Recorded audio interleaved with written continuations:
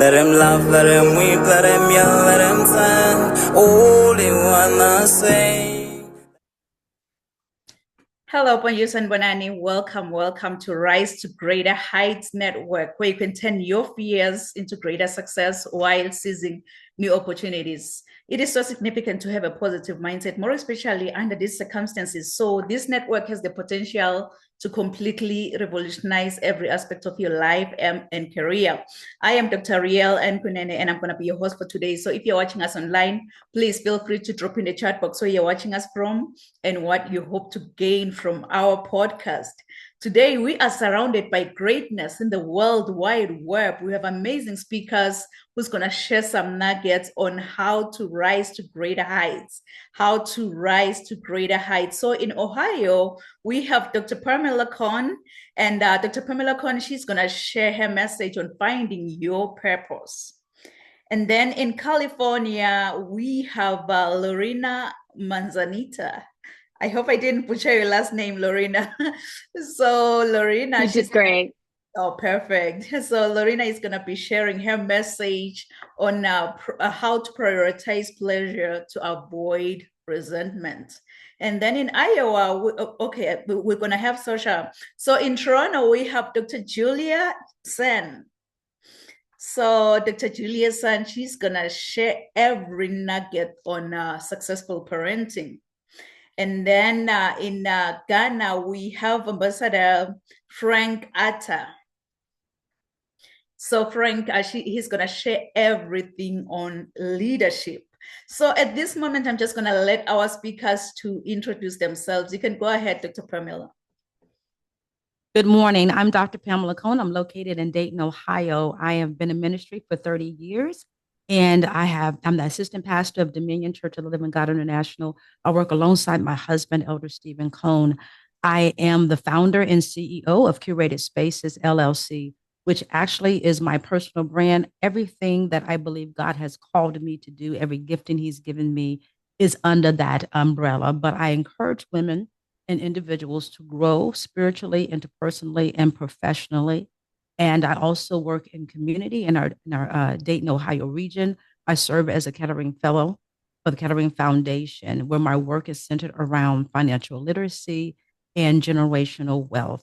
It is a wonderful pleasure to be here. I forgot. You know, you don't like to brag about yourself, but I am the podcast host of Sunday Mornings with Pamela Kohn and the platform host of Wisdom and Grace cohort. Oh, Thank you for having me. It's an honor to have you, Dr. Pamela. You wear many different hats, and sometimes really it depends who asks the question, what do you do? And then Yes. you to share. So I believe we're going to have a round two to your platform because you're a podcast host, and I'm looking forward to that opportunity. It's an honor to have you, Dr. Pamela. It's an honor to have you. Thank you for the invitation.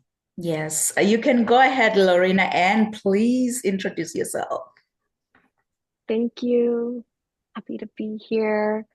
So yeah, I am a somatic intimacy coach, trauma resolution practitioner, and a PhD student in human sexuality.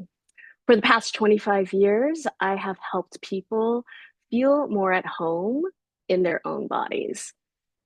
I specialize in helping professional empaths, think therapists, coaches, facilitators, space holders who struggle with owning their own desires and boundaries.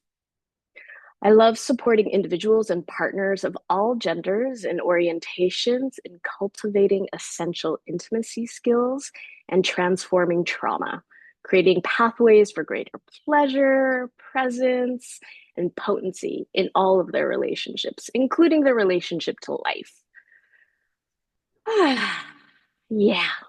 So I facilitate a small group coaching program designed specifically for space holders seeking to honor their desires and boundaries. And my approach integrates interpersonal neurobiology with pleasure and embodiment. I love supporting creating learning containers where participants can develop the skills to create truly fulfilling intimacy with themselves and others. Yeah, I'm happy to be here. Thank you for having me. Oh, wow. It's an honor to have you, Lorena. And really, I'm looking forward to hear more of your message. And congratulations on all of your achievements. Really, you are the next Dr. Lorena. Wow, wow, what an honor to have you. It's a privilege to have you on this platform. And thank you for saying yes to me. Thank you for having me, inviting me. Yes, so we're moving to Dr. Julius, and feel free to introduce yourself, Doctor. Thank you so much, Dr. Rael, and thank you for having me. It's such an honor to be with all of you here. It's amazing to meet new people and be connected to such incredible beings. So thank you for that. I am well, my name is Dr. Julia Sen, and I am South Asian by descent, but I am Canadian. I have two adult daughters. One is 21, who is a singer-songwriter, and the other one is 24 and is in architectural engineering. And so I have my PhD in psychology, but the fun fact is that I actually, as of January 31st of this year, I resigned from the College of Psychologists because I recognized that the work that I wanted to do, which is around parenting, was actually being limited by being registered because I had to stay in Ontario. And so my goal was to sort of take that bold move and let go of my registration and expand into the world. So that's what I'm doing. I run memberships. So one of the memberships that I run is for brown moms, and we work on sort of raising our children as while we're also raising ourselves and in our careers. Right. So that one is called the IB League, or the I Believe in You League. And as we go forward, you will see that I have a love for acronyms. You'll see that as I present. So that is one of the main areas that I'm focused on. I am actually going to be launching a new one now that I am free from seeing individual clients on a daily basis. I've actually expanded. I'm going to be starting a program called Supported, and that is for all parents who want to be proactive in their parenting, because I believe in today's changing world, if we don't become proactive, we will actually be falling very, very behind with our children and having more battles than we ever had. So I want to make sure our children have connected parents who are really attuned to their needs. And so that's another mission of mine, to ensure that children receive that. I have also created something called the Habit of Heart, and that is something that you will be receiving as a free gift at the end. I'll mention that again. And it is a mini course on creating a habit that allows you to connect to yourself as well as to your children by building a secure attachment and a sense of belonging, all through a very tiny little habit. So I'm excited to share that free gift with you all at the end. Yeah. And Wow. beyond that, I mean, I think that's sort of the main the main part. I just got news yesterday that the Habit of Heart has now been registered officially as a trademark. So I'm very happy. It's a 5-year process. So yes, thank you. So that's a new thing that came through yesterday. I'm very excited about. Oh, wow. Congratulations. Congratulations, Dr. Julia. Oh, Thank you. my goodness. Sometimes, you love to lose the world around you to find yourself. That's what you just did. Wow. It is exactly. Congratulations. Yes. That's And it's it. an honor to have you. And really, your topic is a much needed. So I'm like, I'll be Mm. taking more notes on successful parenting because I really need that. I really need that. So it's an honor We to, all do. Yeah. Yeah, yeah, it's an honor totally. to have you on this platform. Thank you for being with Thank you. us. So now we are flying all the way to Ghana, where we have Ambassador Frank Atta. Please feel free to introduce yourself, sir. Thank you very much for this cumbersome opportunity. I really appreciate you, and it's an honor to be here. I've been waiting for this day, and I'm so happy to be here today. I'm by the name Frank Atta. I'm from Ghana, Techimentia to be precise. I'm a writer, public speaker, IT professional, and some CEO of Masterlena Consults, a consultancy that support students that are in need. And I'm also an ambassador for Time for Sharing, a registered organization in USA, founded by Coach MJ Turan. We organize children fun events and also advocate for cancer. And then I'm also into community initiative. We've been organizing initiative like clean up exercise within the community, and we also go to the less privileged communities to, offer the support that they may need. So basically, that is what I've been into, and aiming at, utilizing the knowledge acquired to support society, positively. So that is what I'm known for. Thank you once again for the opportunity. Wow, Sure. it's an honor. It's an honor to have you, Ambassador Frank Reedy, and I'm looking forward to hear more of your message, because really, it looks like in your community, you are just impacting your community one soul at a time, and I'm really looking forward to hear more on effective leadership from you. So it's an honor to have you on this platform. Thank you for being with us. So we're flying all the way back to Ohio, where we have Dr. Pamela Cohn. Dr. Pamela Cohn is a minister, keynote speaker, and a transformational leader with more than 30 years of ministry and community impact.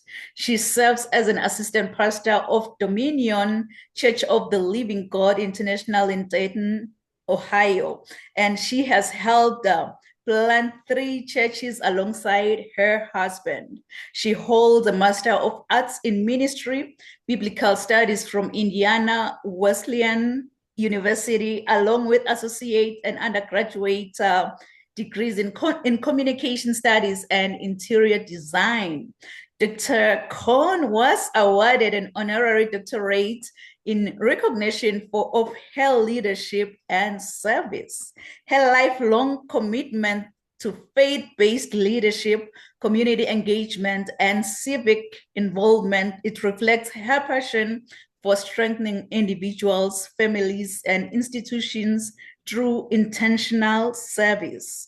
Dr. Cohn is the founder and CEO of Curated Spaces, LLC, dedicated to cultivating intentional living, spiritual growth, leadership development, business coaching, and community advancement. She hosts the Sunday Mornings with Pamela Cohn podcast and leads the Wisdom and Grace platform, equipping individuals to discover their identity and walk confidently in their calling. She is also the author of Destiny Chaser, a transformative work that challenges individuals to align their lives with the divine purpose established for them before the foundation of the world. And through her work, Dr. Cohn's desire is to create spaces for interpersonal and community growth, spiritual development, and individual, professional, and community advancement. Wow, that was mouthful. So kings and queens, please join me and welcome Dr. Pamela Cohn. Thank you. Thank you. Thank you so much for this warm introduction. And of course, thank you for the invitation to share on finding your purpose. It's a subject that is very near and dear to my heart, as I believe that God began to show me what my purpose was as early as 10 years old. But it can be very difficult for some to find their purpose. And I want to say that finding your purpose is the reason why we're here. But finding your purpose is serious work. And honestly, finding your purpose is really what I believe is that, as opposed to you finding your purpose actually finds you. The work is intuitive in comprehending the purpose when it does. When you understand that who you are, that work becomes instinctively a part of your everyday life. Purpose from a faith perspective is knowing who you are in God. And honestly, we struggle. We have no idea who we are. And this serious work we must do and discover exactly who we are, but who we are to God. We can struggle when we have allowed others to project on us who they think we are. And we can also struggle because of our own secret desires and not to align with who God says we are. We can also struggle with negative things that people have projected on us and limiting us to be all that we can possibly be. Purpose is why God created you and what he created you for. If you take time to reflect and do the work, you will identify and recognize that you have already seen it when it came to you. But if you are still searching for your purpose, the work involved is done, I believe, through prayer, searching the word of God as a guide, and asking God to reveal his thoughts to you. Then you will recognize it when it is presented to you, when you see it, and instinctively it will resonate within you in your soul. Please know, however, God, if you are searching for it, he will not leave you in the dark. I was getting ready to say amen because I'm a preacher. So that was getting ready to come out. Finding your purpose is also knowing and naming what's within you. To know it and to name it and to call it out. Your purpose matches your gifts. What you have been positioned in life for, and what feels honestly just like breathing. Preaching to me is like breathing. Public speaking in front of people, my mom started that when I was 9 years old. So that is the space that I was shaped in, prepared for. What you have been positioned for in your life feels exactly like it fits like a glove to you, because the gifts came with the breath of life that God breathed into you. It's what burdens you in a good way, and it was gives you life, and it was brings you joy and complete fulfillment. Your purpose is reflected in your life. So if you look in the mirror, you will be able to see what that exactly looks like. So if you look at your life, you look at the preparation for where you are right now, and all that has come together, all that has taught you, and all that has brought you to a particular place. Look at your mentors, look at your cheerleaders, look at your propellers, those that have been into your life, that have poured into you and have shaped you and prepared you to be who God has called you to be. Look at the doors that has opened for you, and including the doors that have closed in your face. All of them, nothing is ever lost. All of them, all roads lead to finding your purpose. But this is serious work. This is work that you have to spend some concerted time in meditation, some time in prayer, some time in journaling to figure out who you are and who you were created to be. Go deep. Don't be afraid of going deep into this time with yourself. Purpose can also flow through your ancestral line. So God is faithful for 1,000 generations. So your purpose is actually in the marrow of your bones. If you consider what your great-grandfather was and your great-grandmother, who they were and how they walked on this earth, that's in you. The first emancipated and enslaved individual on my father's side, after slavery, owned 300 acres. So that boldness that that man had is in the marrow of my bones. On that land, he owned a store and he built a church. My parents were founding members of the church that was right next door to my home. So if I go through my lineage, who else could I be? So you have to look at your life, go deep, listen for it. Purpose will speak to you, but you have to listen. Sometimes it will arrive in a supernatural moment. Let's take Elijah in the Bible. Elijah was working in the field, and Elisha came to him and put the mantle upon Elijah. I am always fascinated by the fact that Elijah was not surprised. He was not in the school of prophets, but nevertheless, Elijah was not surprised that Elijah had put the mantle on him. Let's go to Moses. When Moses beheld the burning bush, this was a supernatural experience because the bush did not burn. But nevertheless, a burning bush, yes, in the desert, but it was not consumed.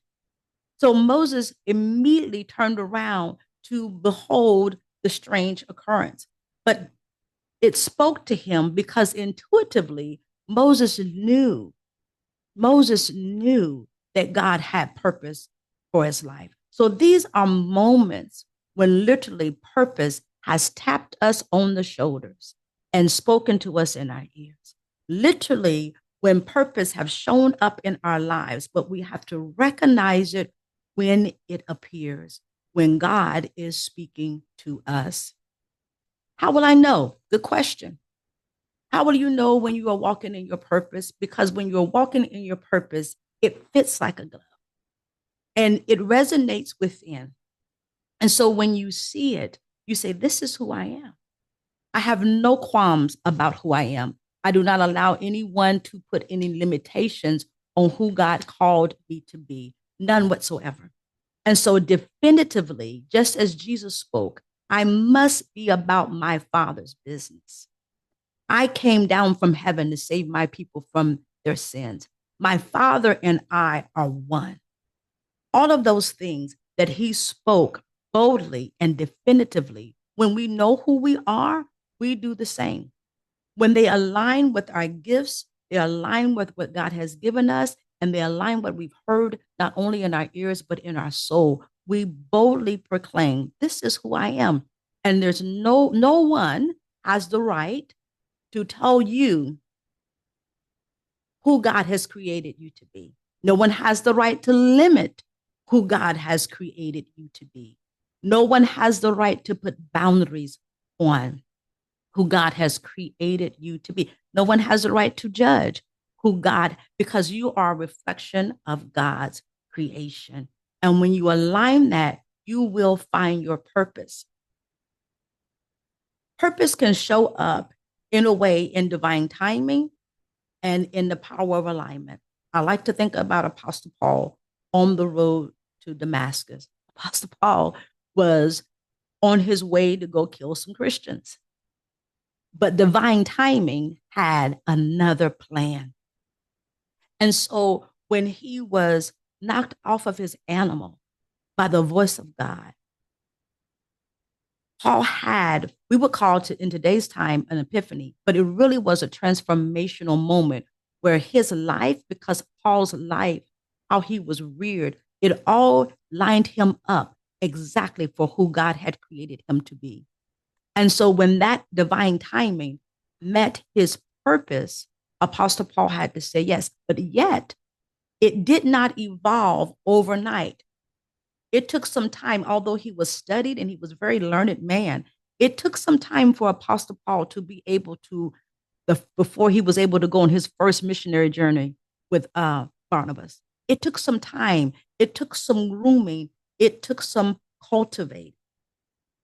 And so don't be discouraged if you say that I am called to be this.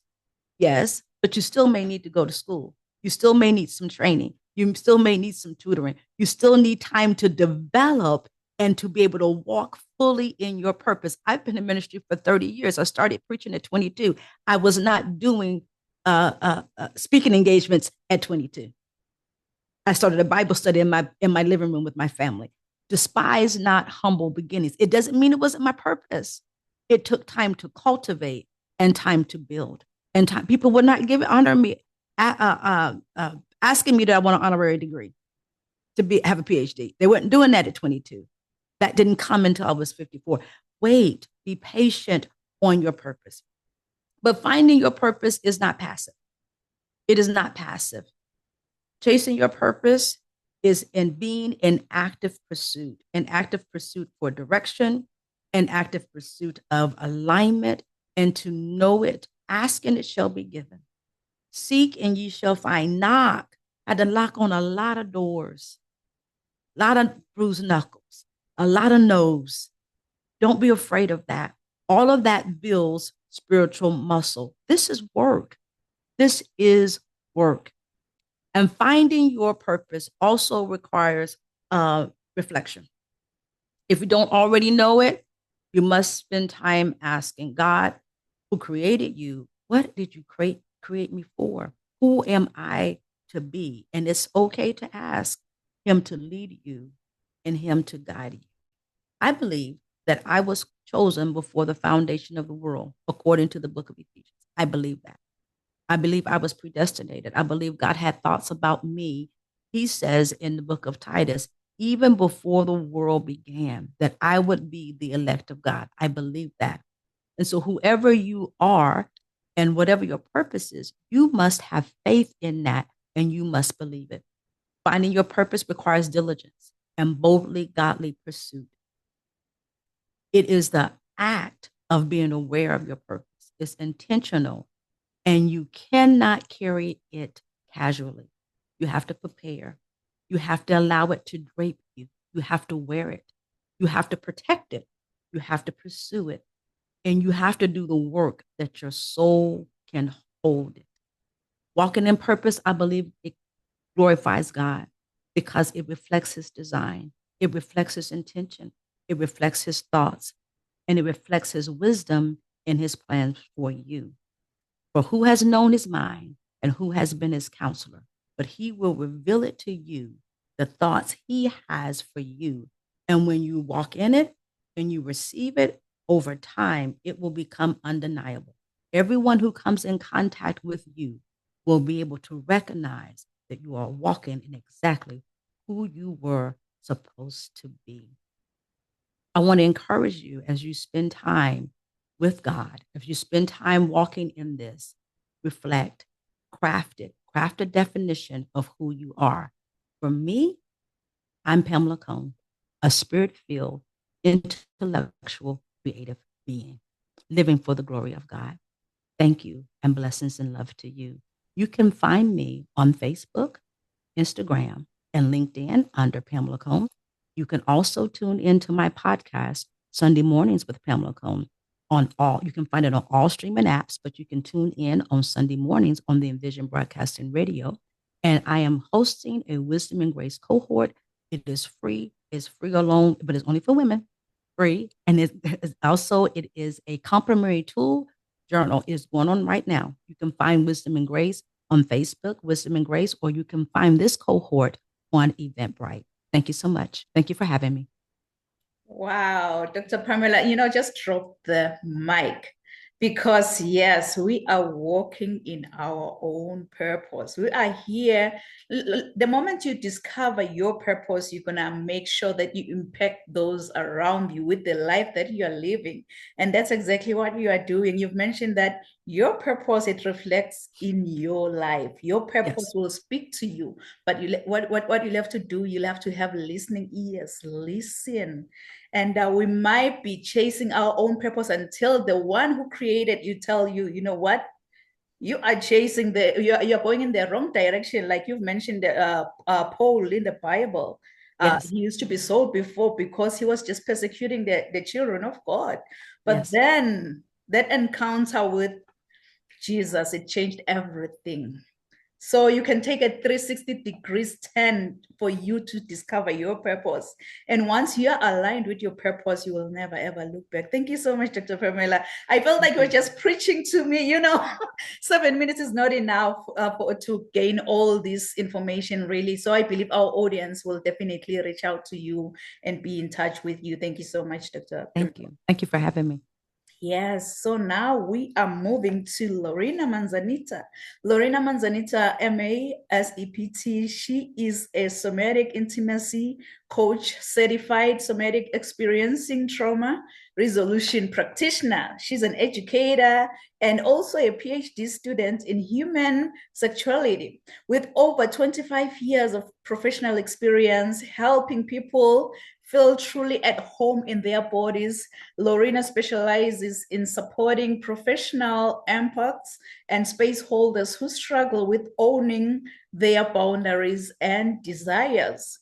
Her work supports individuals and partners of all genders and orientations in cultivating essential intimacy skills and transforming trauma, creating pathways to greater pleasure, presence, and potency in all their relationships, including the most important one, which is their relationship with themselves and with life itself.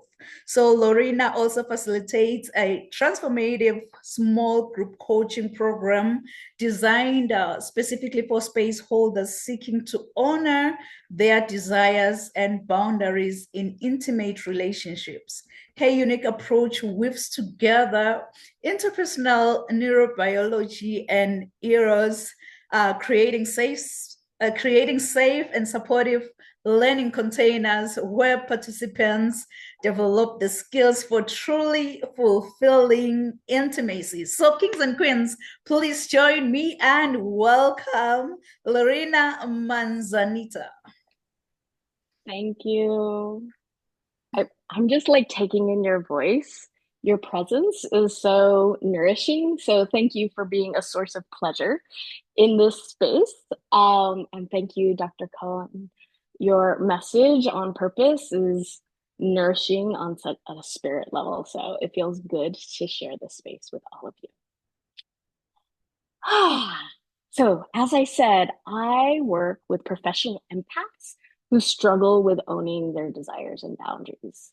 Think therapists, coaches, healers, facilitators, people who have a lot of compassion and want to make a difference in the world. And today, I want to talk about something all helpers need to hear. We need to prioritize our pleasure. Why pleasure? Because when we don't prioritize it, we become vulnerable to stress, resentment, burnout, and disconnect. And that serves no one.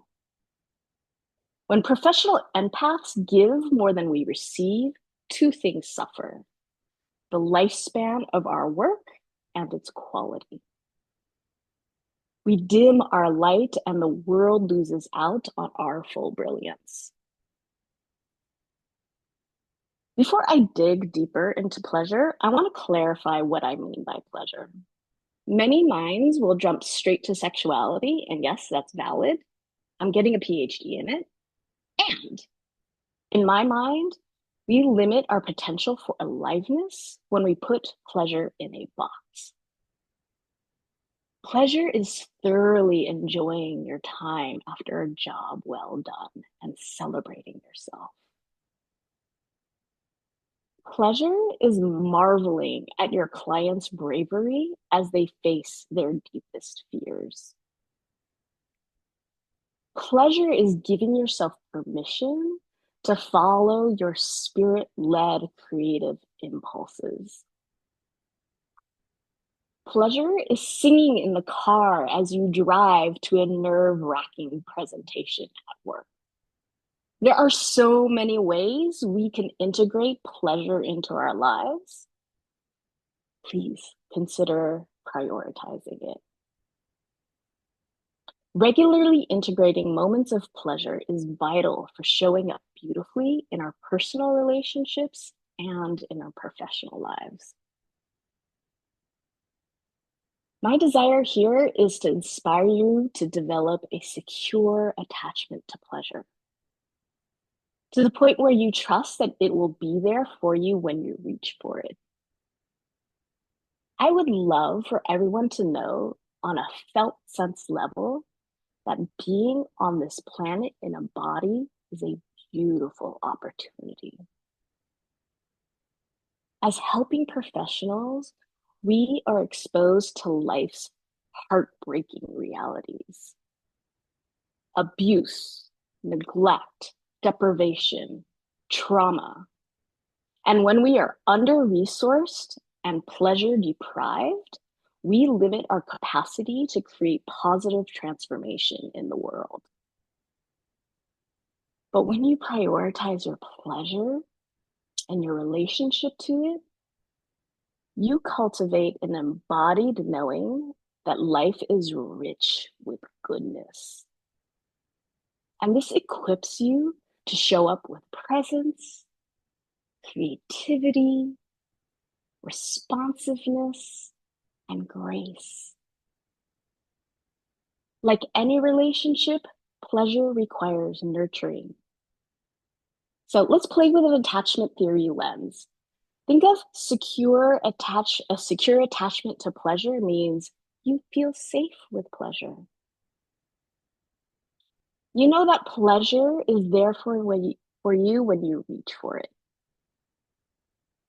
You can take some space for it as an experience, some pain, and then come back to it with ease. In contrast, an insecure attachment to pleasure has a few different flavors. Preoccupied, we grasp greedily for it and never feel fully satisfied and fulfilled. Avoidant, we deny pleasure's importance in our lives.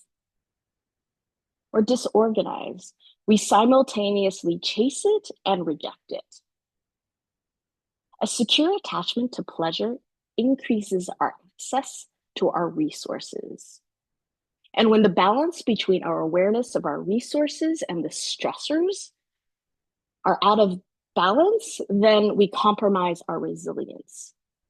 Too much stress, too few resources equals overwhelm. Ample resources equals confidence and competence. In somatic experiencing, resourcing means mindfully paying attention to pleasurable, positive, empowering people, places, things, and actions, both real and imagined. But here's the catch. Many of us have default pleasure thermostat settings. I call it the pleasure threshold. When pleasure exceeds a certain threshold, unconscious mechanisms kick in to cool it down. So this can show up as limiting stories about why we shouldn't receive a compliment. They don't really mean it. VA support. I should have to do it all by myself. Alone time. Others need me more. Financial abundance. Money is the root of all evil. When you prioritize pleasure, you meet that pleasure threshold differently. So instead of indulging the urge to deflect the compliment, you can pause to savor the good feelings with gratitude. So, doing this repeatedly increases your capacity for pleasure and resilience. Eventually, what's once felt edgy becomes more and more natural. I've created a free mini course. It's called Nourished, the Neuroscience of Receiving Beautifully. It covers resourcing, pleasure thresholds, and the neurobiology of expanding our nervous system's capacity for receiving goodness. You can find it at integratingeros.com. You can also find me at lorenamanzanita.com. It has a number of exercises, guided meditations, journaling prompts, opportunities to experientially practice increasing your capacity for pleasure. This applies to everybody, and I want to speak to empaths and people of service. Please do not diminish your light by failing to prioritize your relationship to pleasure. Your work, your clients, and the world needs your full, juicy brilliance. Thank you for having me. Oh my, wow, Lorena, oh my goodness. I hope everyone is taking notes out there because some you might have a wrong impression. Like I was like, I'm just waiting patiently to hear what you're going to be talking about. And guess what? You say that pleasure, it requires nurturing. You'll have to release blocks from your own, you release blocks to own your own boundaries in relationships. You've shared why individuals, they need to prioritize pleasure to avoid resentment, to avoid burnout. Yes, you can be as a happy soul as ever, but you know for sure you are going to do that crazy job out there. But yes, you just choose to be happy regardless of what's happening around you. Prioritize pleasure to avoid burnout. Prioritize pleasure to avoid resentment. Wow. Thank you so much, Lorena, for sharing such a profound, much needed message and a transformational one. Thank you so much. Thank you. My pleasure. Thank you for having me. Yes. So now from Lorena, we are going to Dr. Julia. Dr. Julia, she's all the way in Toronto. That was my first city actually when I came to Canada, so I still miss it. So Dr. Julia San is South Asian, a mother and a clinical and counseling psychologist with over 25 years of experience. She has a full-time private practice. She's a speaker and author, an entrepreneur, and a workshop leader. Julia has forced her practice on fertility, counseling, parenting, and working with our inner child. Over the last few years, Julia has created transformational group programs for South Asian parents to break unhelpful generational patterns that affect them and their children. Her mission is for everyone to develop unconditional confidence. Julia is the founder of the Habit of Heart, a simple practice that builds security and belonging within ourselves, which is a key component to feeling compassion and confidence. She's also the founder of the IBY, I Believe in You League, which is a team for South Asian career-driven moms to rise while raising compassionate and confident children without the hustle or the guilt. Julia is known for finding the possibility in every situation, and as such is known as the possibility psychologist. Yeah, she is the possibility psychologist. So kings and queens, please join me and welcome Dr. Julia San. Thank you so much. Thank you. Both of your talks have been so resonant for me, Pamela and Lorena, so far, and it's just been really beautiful to be in your company. And just want to correct, so since that bio, my life has changed. So I'm no longer actually a clinical psychologist. It's actually, so I am working on the parenting piece. So I'm not providing psychological services anymore, but I am focused entirely on guiding and supporting parents. Beautiful. So I actually feel like I've been trying to help parents understand a child's perspective since I was a little kid. And you can just ask my mom. She will absolutely confirm that with you. So once I became a parent, though, I started to notice that my children were reacting to me the way I was reacting to my parents, with frustration, guilt, and sometimes even shame. And it was in that moment that I realized I needed to actually work on my parenting. I couldn't just wing it. And I realized if I didn't, I would end up repeating history. And of course, that was never my plan, considering I've been sort of advocating for kids since I was little. Now, today I'm here to speak to you about how understanding your child will save you from exhaustion, frustration, and even save you time. So I'm just wondering, is everybody familiar with this? Can you see me? With this toy? Oh, yeah. Okay, perfect. So it's, a toy that oh wow, I've changed my color. Okay. So it's a toy that, is very, very familiar. Most people know what it is. So I want you to imagine that this circle here, right, which would go right in here, that this is the child. All right. But through societal, including parents and teachers' expectations, along with, to be honest, school and healthcare systems, everything else is shaped like a square, right? Now, what ends up happening, do you think, of course, when we try to put a circle into a square? Right? So in this toy, we're going to grab this. Where is the circle? Where's the square? So here's a square. And we're going to take the circle and we're going to try and get it in there.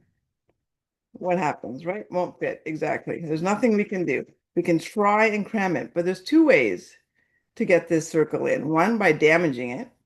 We can cut off the corners of the circle, turn it into a square, or we can shrink it down, make it small, right? And then it will fit in. Yeah, exactly. Pamela, I see you. So that struggle, of course, is not only exhausting for the adults, it's slowly damaging the kids. Now, what if we just took a step back, right? Took a look at the whole toy and with pause and, as mentioned before, reflection, which is so, so critical, we understand that actually putting the circle in the circle would actually allow for it to slide through with complete ease. Right. So we would go from those mornings, where we're like yelling at our kids to get their shoes on for the 20th time and being late again for school, to finally understanding what is happening within this child's brain so we can help them learn how to get their shoes on in time without the battles. But, moving from chaos to calm isn't something that we just do, unfortunately. Like the morning routine, it's one of the most depleting parts of a parent's day. Trust me, I've seen lots of parents, and that is consistently that one in bedtime. But the thing is, it's not only exhausting, in general, but it's also how we end up starting our day, which, as we know, if we're going to rise to greater heights, as we want to do here, starting our day screaming and yelling at our kids is not going to get us where we need to go.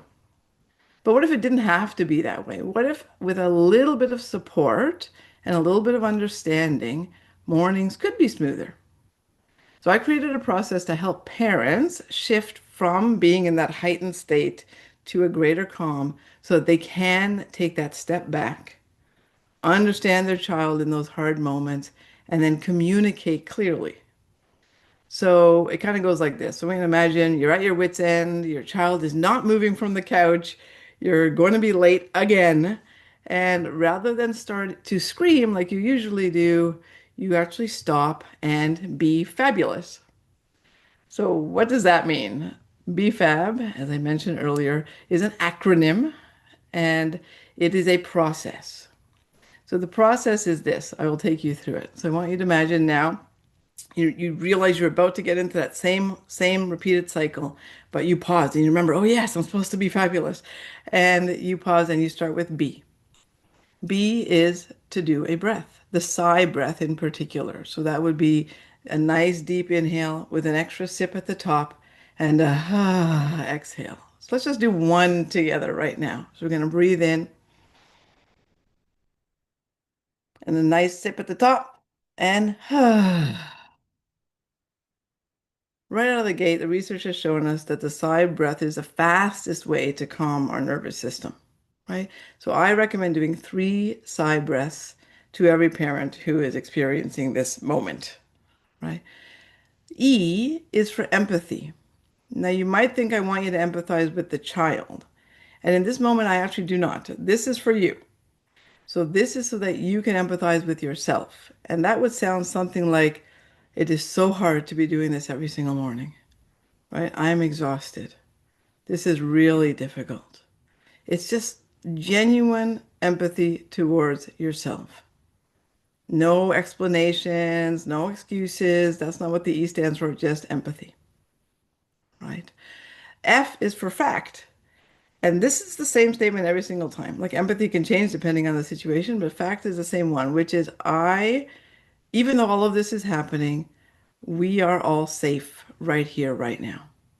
Okay? And this is really critical because it helps us, especially as a parent, remind ourselves of the reality that even though this is really annoying, we are safe. And that again helps our physiology, it helps our nervous system calm. A is for affirm, which is really not meant to be an affirmation. It's actually meant to be an affirming hug. So it's an I've got you sensation. And you're going to do this for yourself. And you can do what's called a havening hug. Start at your shoulders, bring it down to your elbows. Take your hands off, come back up, shoulders, down to your elbows. This havening hug has also been researched and shown to help our physiology come down so that we can be present, right? So there's a bit of an I've got you, talk to your inner child, I've got you, and give yourself that hug. That's A. And finally, the last B is for believe. And it's a reminder to say, hey, I believe in me, right? I can do this. Then you come back to your child right? From a much calmer place. This doesn't take as long as it just did with me. Once you practice, it'll be pretty quick. And then you start to understand, like, what's happening for my kid right now. You might even then empathize with them. And then with calm and clarity, help them get their shoes on and go. So it'll look something like, hey, kiddo, I know you're really comfortable sitting on the couch right now, and here are your shoes. When we're calm and then when we're clear, we can bring our child to a state of calm, right? Because they co-regulate to us. And then the communication becomes easier. The tone goes away, the frustration goes away, the child's able to hear us. Less arguments, fewer extended meltdowns, and much more flow. So suddenly we're no longer exhausted, time's back on our side, and our child's self-esteem, most importantly, stays intact.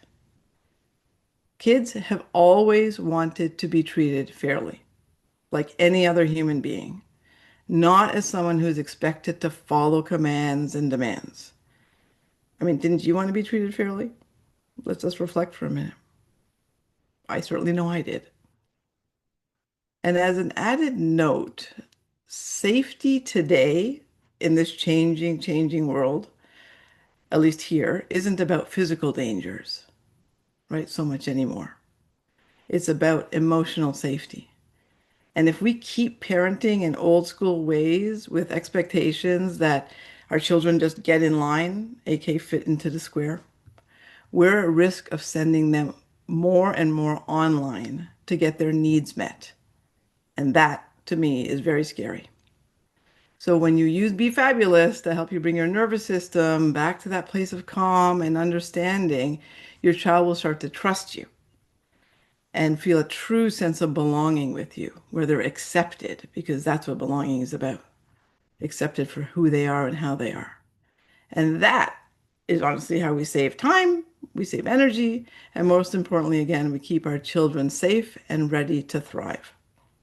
Now, Be Fabulous is part of that Habit of Heart, which is the free gift I'll be giving you. It should be in the show notes, I'm assuming, Dr. Rial, right? It will be there, but it's drjuliasen.com/the Habit of Heart, or THOH. They'll both get you there.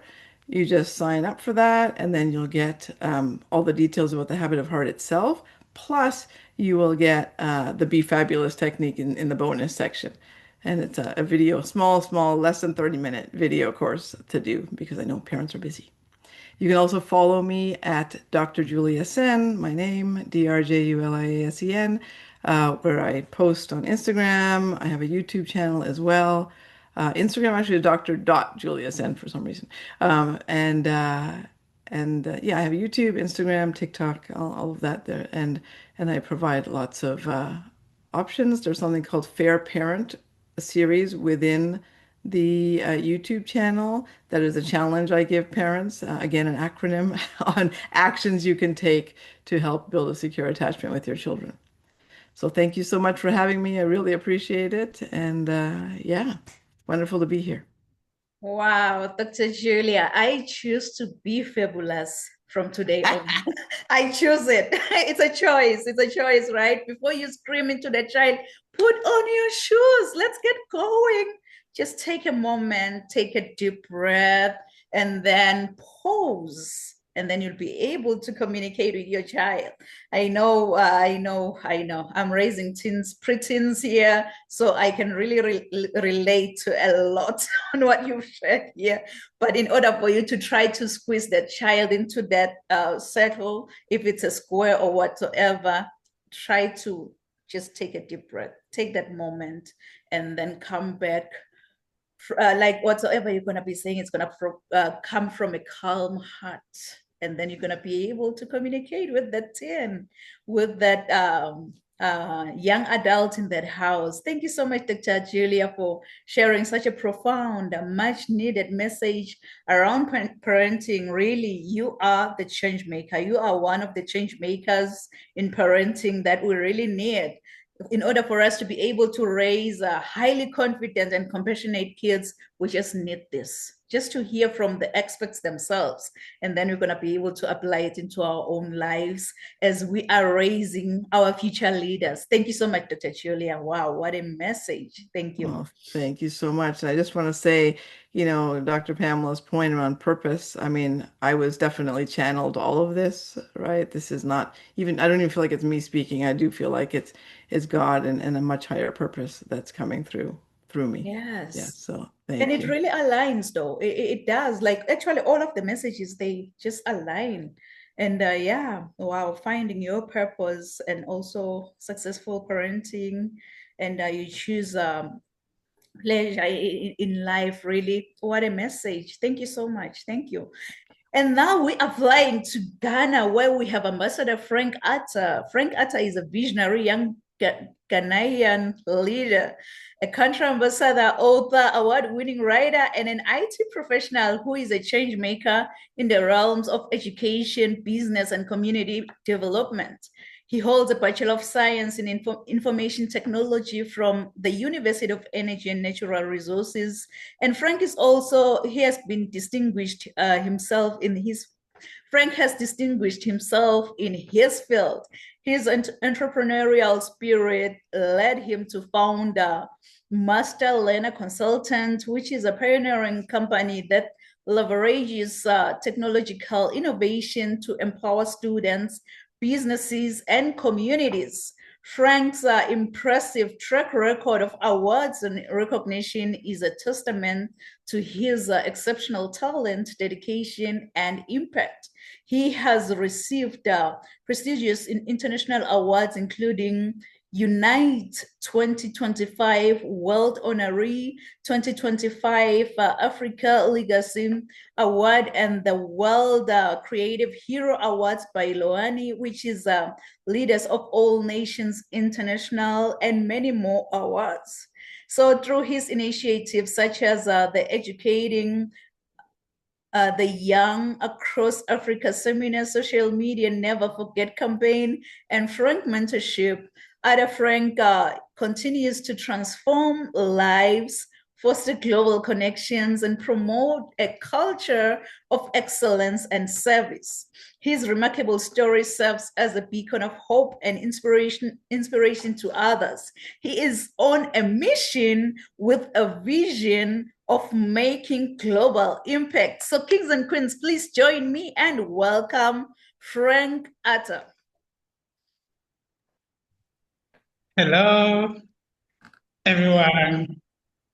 It's an honor to be here. I'm so privileged. I'm very, very happy to have gotten this great opportunity to join you. I'm so grateful. So today, the topic I've been given is leadership, and it is a topic that is very dear to me because we need a leader in every aspect of our life. And I always define leadership as the ability to, motivate and, lead a particular groups of people to achieve a common goal. Now, I would say that before you can lead, you have to, lead yourself first. You have to build yourself to a certain standard to the extent that the people can know that, okay, this person can actually do the work.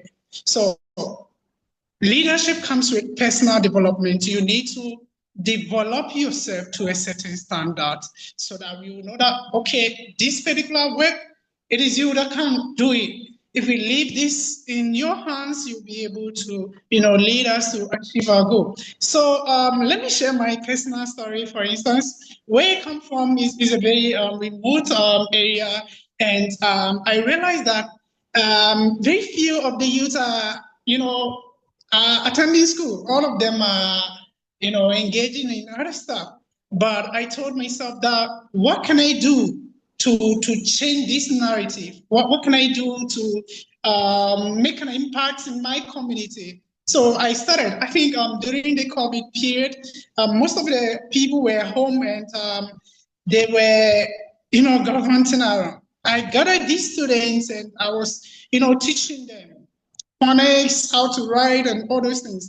And it really had an impact.